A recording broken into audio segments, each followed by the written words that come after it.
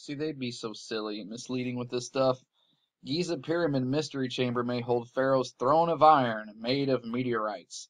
See, on top of everything else that's going on, we're all caught up in this Game of Thrones being played above in the heavens. But anyway, this fancy pants guy studied the pyramid texts, religious writings carved in the pyramid walls around 2400 BC, and blah, blah, blah. So when explaining the structure of the pyramid, he states that before arriving at the funerary chamber, there is a gallery.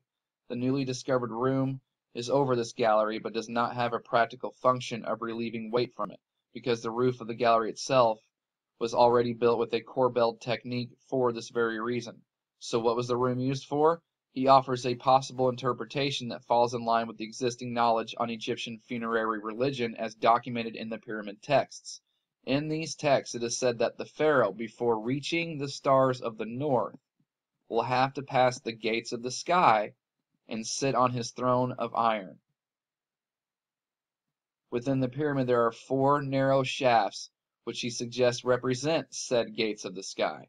Adding the north one could well lead into the newly discovered room and may contain an object needed by Cheapos, or however you said Chiapos, after Cheops, whatever he cares, after crossing the doors of the Iron Throne. And it says here in 2016 it was confirmed that King Tut's dagger originated from a meteorite. All right, so I just want to comment on a few things here.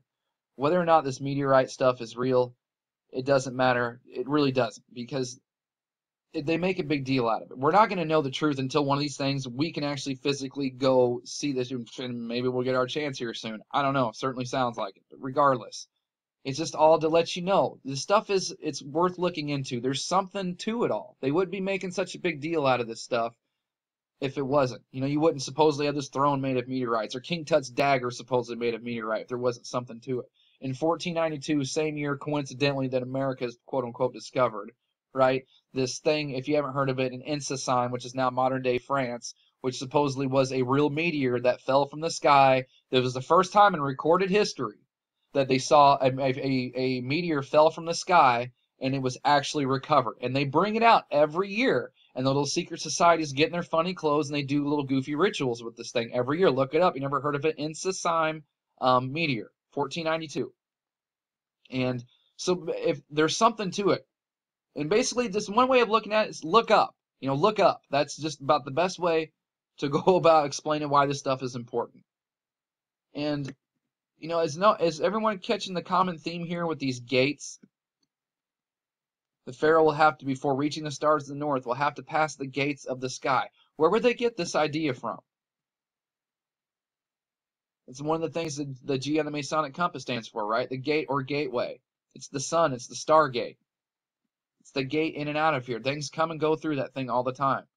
CERN, they're trying to open the gateway to the physical God. Your eyes are a gate. You are a gate. Your teeth are the white, pearly gates. Your tongue is a serpent. You are a gate that's trying to open the gate to the God on the inside. Now, make no mistake, there are 4 narrow shafts, because that's in reference to the sun, which is the door to space. 4 represents the sides of the square, which represents the cube, which represents space. Sun dictates the 4 seasons on the earth. The sun itself has the 4 stages of matter: plasma, gas, solid, and liquid.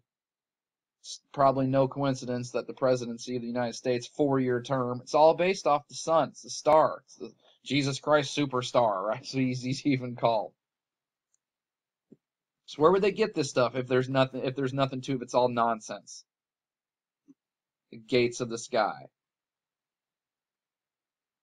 And suppose there's more gates out there too, I think, as well. There was a really kick-ass Japanese horror zombie movie came out, I think early 2000s, called Versus, and it talks about how there are 666 gates on the earth that lead to the other dimensions and other realities. I don't know how true that is, but it's interesting. I do think there are more than just the Stargate or the sun. I mean, obviously the sun's the main one, but there must be, I don't know, I don't know how it works, because there's all these pressure points or ley lines on the earth, and all these monuments built in these weird ways, and these specific points that are all connected and aligned, and that's all, God, it means something.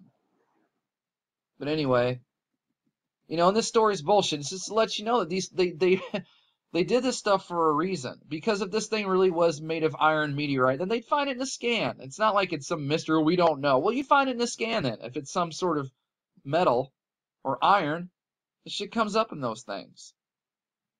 And these guys, they were known as the Magi because they were magicians. They used magic. I even showed from the Discovery Channel. In these pyramids, in these things, written all over the walls is what the Discovery Channel even called, or incantations, which is another word for a spell. These things are written all over the place because they really thought that they knew how to control where they were going in the afterlife. These are just this magic.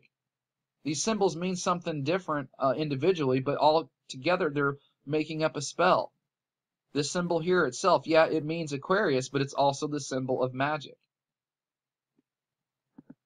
So they come out here with this stuff, these little breadcrumbs for you to use your spiritual discernment to put this puzzle together so we can find our way home and find ourselves, and don't really tell you the truth that, yeah, these, we're so super genius in 2017 and can grow muscles in labs and babies and do all this stuff, but we can't figure out how or why a civilization 6,000 years ago did what they did.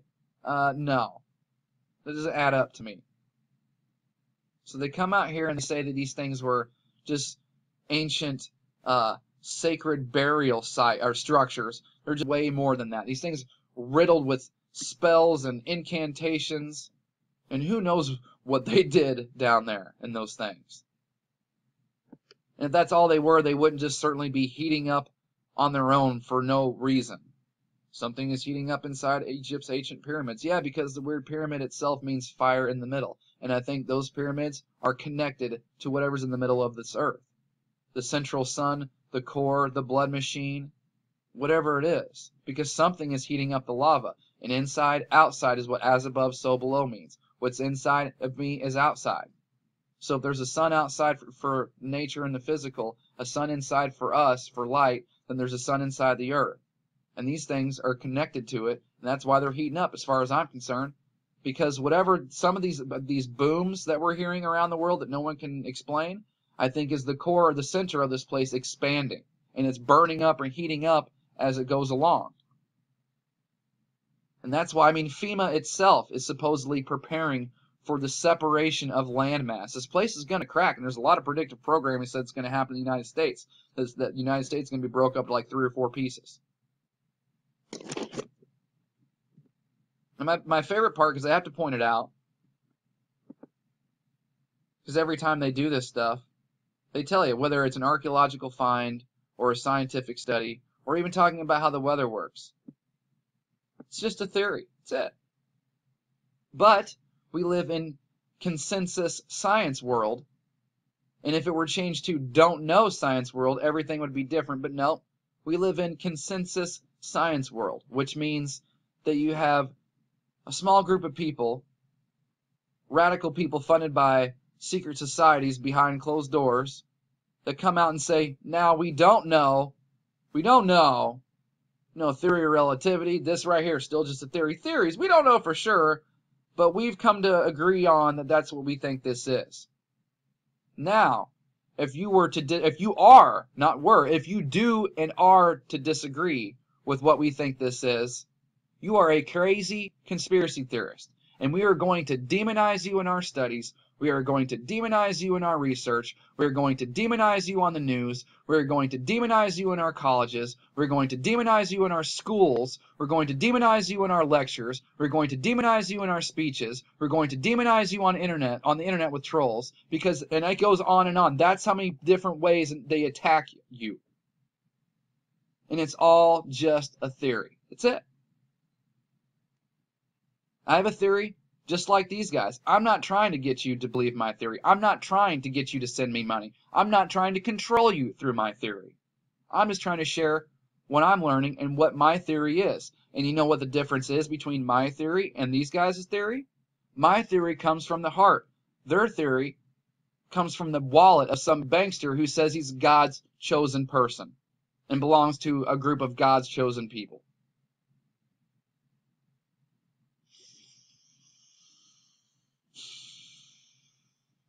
I think that's it. Man, this one running, some bitch running kind of long. All right, so I'd like to take this time to say thank you to my subscribers out there. Thanks very much. And all right, I think that's it. See ya next video. Bye.